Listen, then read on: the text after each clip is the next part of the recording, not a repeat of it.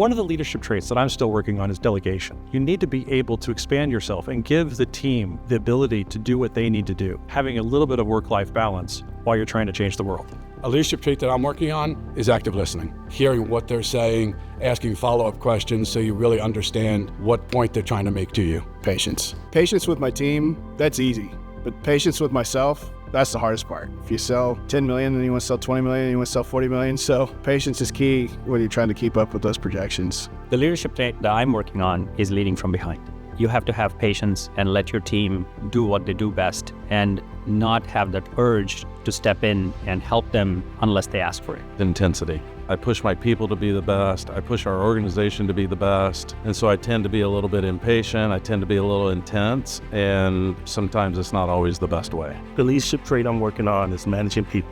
You have to be involved in their lives. I think you have to understand what they're going through daily, not just at work, but from a personal perspective as well. Slowing down. As we continue growing, make sure we plan in the right way and we engage the right staff and team to make things happen. The next wave of leaders should never forget that leadership is a privilege built on trust. They should focus on their people, their community, their purpose. Impact is really about how you've made others feel. The next generation of leaders need to focus on and what to be aware of is that a legacy is built in the background.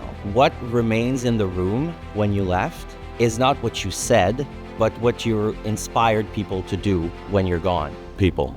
There's a lot of talk today about technology and AI and becoming less dependent on people. Your greatest success as a leader in any type of organization is going to be dependent on really good people and culture and the people who have the right mindset. The next wave of leaders should not forget where they came from. I believe that's important because they were afforded opportunities to become a leader. And I just think it's a responsibility for that leader to present new opportunities to their next generation of leadership so those people can create their own legacies. Self-reflection, taking time to think about my own assessment of strengths, weaknesses, and areas of opportunity, and really being a good listener and taking feedback and constructive criticism from others first and really modeling what that looks like. The next wave of leaders should focus on adaptability. As leaders, adaptability is so important for us because we really never know what's coming next. All the different things that we deal with as leaders, we have to be able to be adaptable in order to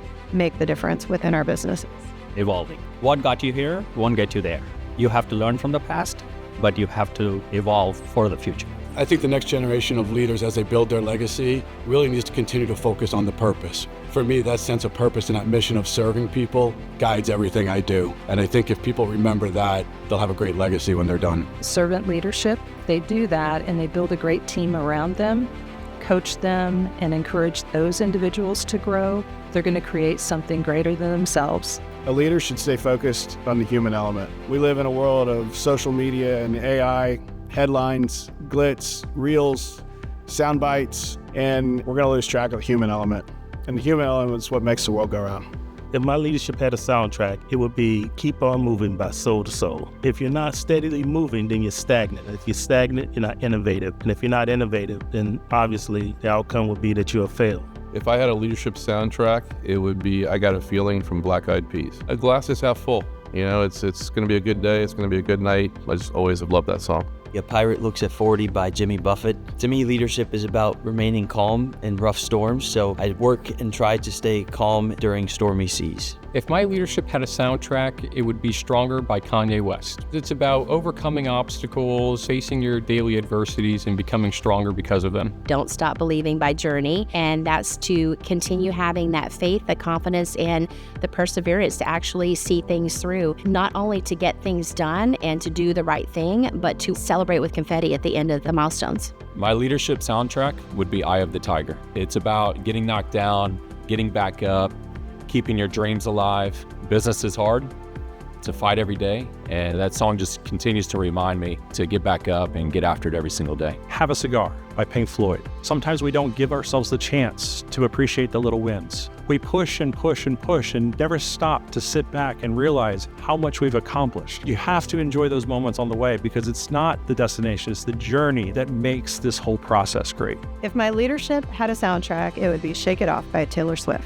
There's so many things that come at you on a day-to-day basis, and sometimes you just have to figure out how can you shake it off. Unstoppable by Sia would be on repeat. Because of the work that I do, I have to be courageous and determined and thinking about others and serving others every single day, despite odds and challenges that might be before me. It would be the entire score of the movie Braveheart. It's the story of a bunch of people with convictions following those convictions to the very end. And what it says about me is that I value people with integrity, and I'll go to the very end for them. What has tested my character the most is growth. Saying yes before you're ready can be a blessing, and it can also be a curse. As a leader, I've had to learn how to say no to certain opportunities and how to really prepare my team for growth when the time is right. What has tested my character the most is a period of uncertainty. I think most of us are looking for clarity, confidence, and direction in every aspect of our life. And when you're talking about financial planning and your business, it's just important to have that little bit of help just to kind of get you through those difficult periods,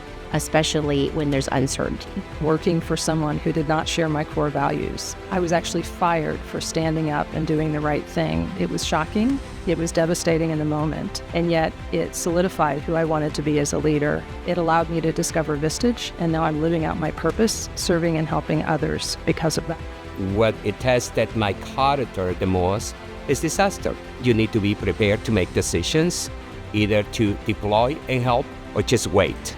And in our environment is deploy and serve people. The constant shifting landscape that we've been in the last decade. Being a leader of any organization requires constant adaptability. Our goal is to continue to professionally develop and level up our skills to meet the needs. What's tested my character the most would have to be making tough decisions with limited resources. When you're faced with really tough decisions, it makes you go back to your core values, brings you home to doing what's right and not what's easy. Helping others see the bigger picture. It's not all about profit. It's about impact in the community. What drives me every day is getting people to share my vision, share the company's vision, and believe in that.